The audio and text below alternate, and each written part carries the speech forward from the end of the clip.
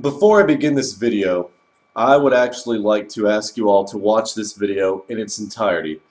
A staggering amount of people lately have been posting questions in the comment section that have been answered in the video. The only reason they do not have the answer to their questions is because they did not take the time to watch the video in full.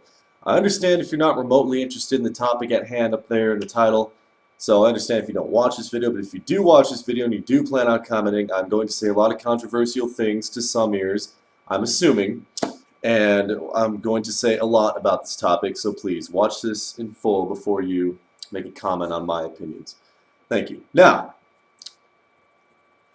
the Chris Benoit double murder-suicide is something I've been meaning to talk about for a while. I've given my opinions about it in live shows, given my take on it on blogs and YouTube comments and emails and all sorts of different forms for communication, but I've never actually made a video about it. And what's prompting this video is World Wrestling Entertainment's YouTube channel uploaded a video today. It was a test of something. It had Justin Gabriel, one of their superstars, on there talking about some event in Spain coming up. And it was one of the few videos they've ever uploaded on their Fan Nation channel that actually had comments enabled. And within about 30-40 minutes, the top comment became, "Please mention Chris Benoit." Something to that effect. There's something about mentioning the name of Chris Benoit again. And of course the comments were laced with Chris Benoit, and I had a little argument with somebody about it. And the whole Chris Benoit ordeal to me is something that really bugs me. Because to this day, even though it should be obvious to a lot of people, even though it's probably obvious to all of you, I do not understand why Vince McMahon cannot have the balls to come out and talk about it. To this day, Vince McMahon does not have the balls to come out and talk about the Chris Benoit tragedy and talk about his culpability in the entire thing. It's shameful, if you ask me. Now, here's something that strikes me as odd. Eddie Guerrero, beloved superstar, died in 2005. I think it was November 13th, to be exact. Died November 13th, 2005. And after that, the response was overwhelming. He was one of the top guys in the company, one of the most beloved. Whether you loved him or you hated him, whether you loved his character, you had to respect what he did in the ring because he was one of the greatest performers.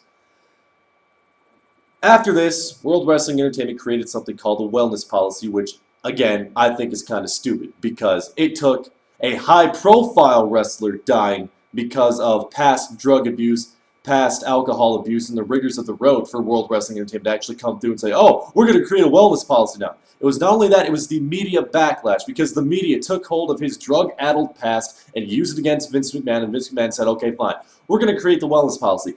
2 years later, Chris Benoit dies, kills his family. And the media takes hold of his drug-addled past. But one thing that I did not see alluded to very much is the fact that the wellness policy had been 2 years, almost 2 years in effect at this point. Yet they found all kinds of drugs in his system. And they found out later that his doctor, Chris Aston, I think his name's Chris Aston, was giving out prescriptions for human growth hormone and a bunch of other drugs. Isn't that weird? If you were the head of a company and you had that on your resume, wouldn't you want to keep it silent too? A little bit of hush-hush, under the radar? Yeah, to the people that are dumb enough not to look at it, to the people who are dumb enough not to look beyond the surface. Yeah. Wellness policy. 2 years later, wrestler kills himself and his family. Not in that order. Wrestler kills his family and himself, and they find drugs in his system. And it had been, since Eddie Guerrero's death, it had been nothing but rainbows and sunshine from McMahon concerning drugs. Oh, we test all the time. John Cena goes on Larry King Live. I'm tested every so often, and I always come up 100% clean. If you don't come up clean, hell, right after the wellness policy came out, what was it? 10 superstars got suspended because of their link to some steroid thing. I'm sorry, I can't think of a more articulate word than steroid thing, but I know they were linked to something. And then 11th one was found after that. And then they touted that Montel Vontavious Porter, during one of the wellness checkups, was found with Wolff-Parkinson-White syndrome. Oh, yeah. So you were able to diagnose MVP with the disorder because of that wellness policy, but you were not able to find out that Chris Benoit's brain was degenerated to that of an 85-year-old Alzheimer's patient's brain. Masking, subterfuge, continually throwing something out there that looks good to bury something that they expect everybody to forget about. They diagnosed MVP with WPW syndrome. But yet they ignored the fact that they were too inept to find out that there was something fucked up with Chris Benoit's brain. Tell me that's not messed up.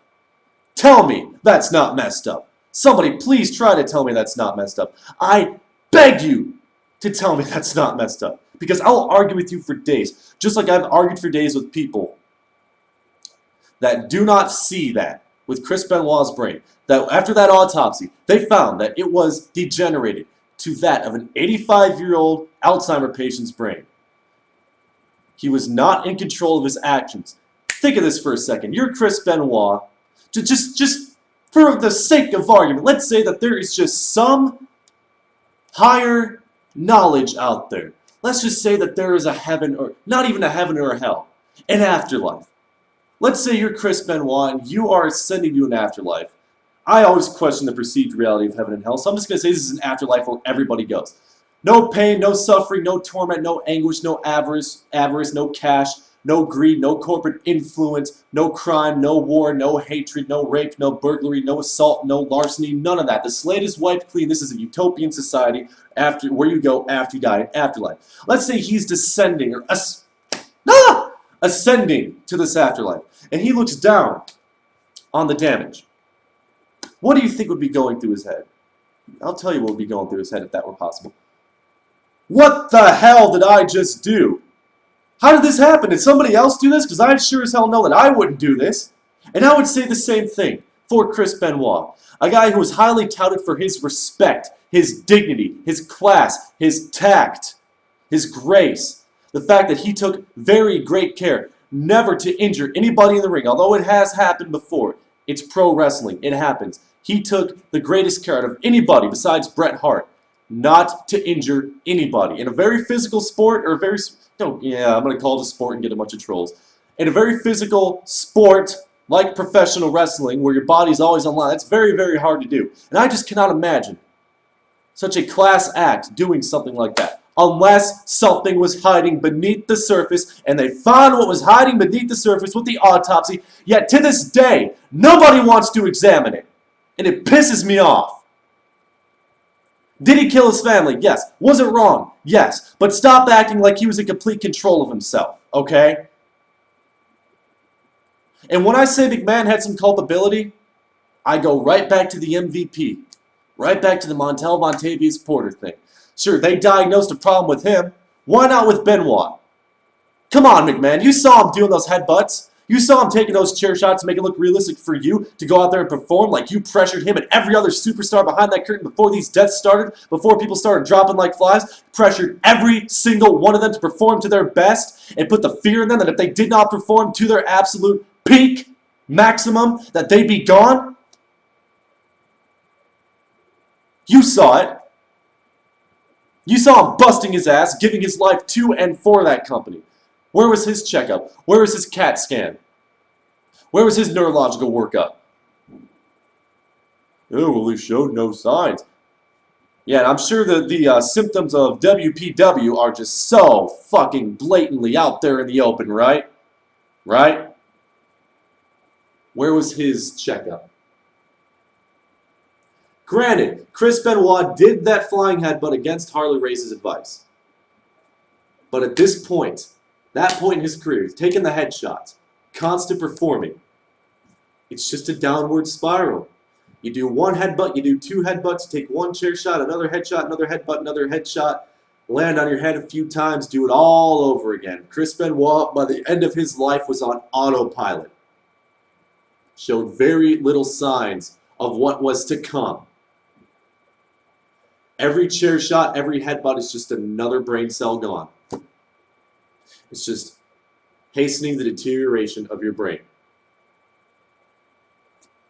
He only knew how to do what he did best for the company he loved the best, for the sport that he loved the best, for the fans that he loved the best, busting his ass and leaving it in there in the ring every single night of his life, of his existence.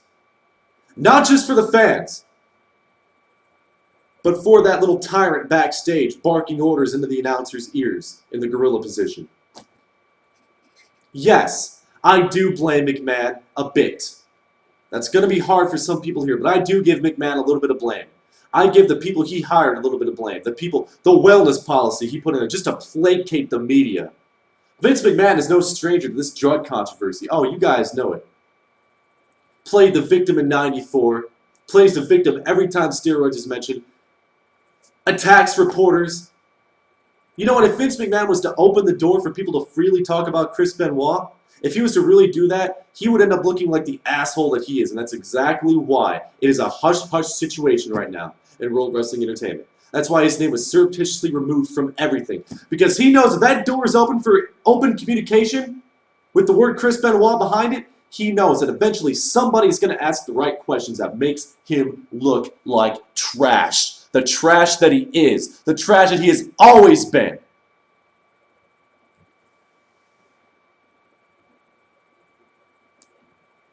Thus, he's never discussed.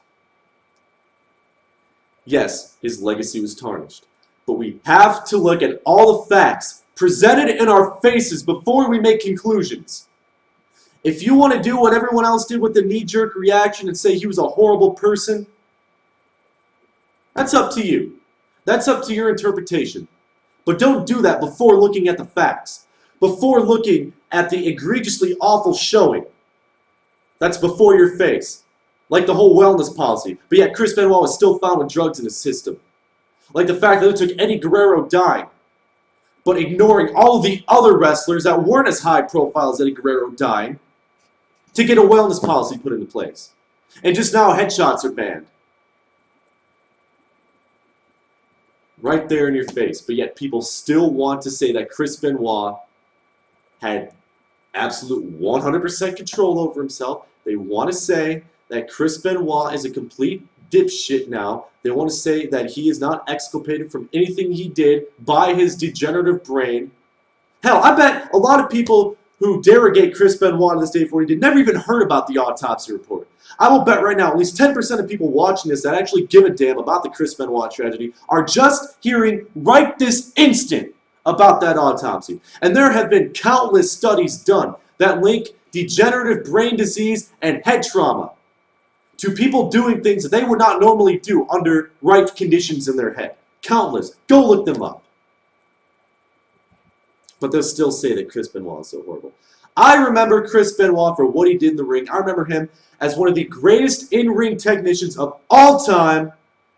I'll remember WrestleMania 20 when he and Eddie Guerrero, best friends, embraced in the ring after winning the titles that they so richly deserved.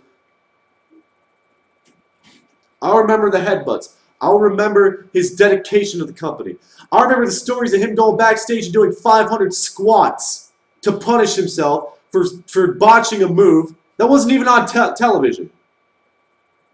I'll remember him for the great wrestler that he was. Sure, I'll always remember what he's most known for today. But at least I know I have done the research. I have looked at everything. Many other people have, and I'm not saying everybody thinks the way they do, like I'm saying. I know a lot of people. I've had a complete agreement with me on a lot of things that have to do with Chris Benoit. But a lot of people out there are so disgustingly misinformed. And Vince McMahon, the coward that he is, never shies away from anything that will keep another thing that will damage his reputation just a little bit hush-hush. The average person took the side of Chris Benoit as a murdering asshole. Those of us who wanted to willingly see beneath the surface and question and wonder and think, remember Chris Benoit as what we remember him as today. One of the greatest wrestlers of all time. One of the greatest wrestlers of all time, tarnished by his actions that could, I'm going to say it, could have been prevented. But at least MVP can thank World Wrestling Entertainment for, testing him before he collapsed in the ring. What about the smaller guys like Umaga? You know, well, they gave him an opportunity to clean up, but it's a goddamn shame. Look at the facts. Not just with this, with everything. Now is the time where I hope you can start posting your comments and tell me whether you think I'm full of shit or whether you agree with me or whether you're just indifferent. Have a good day, folks.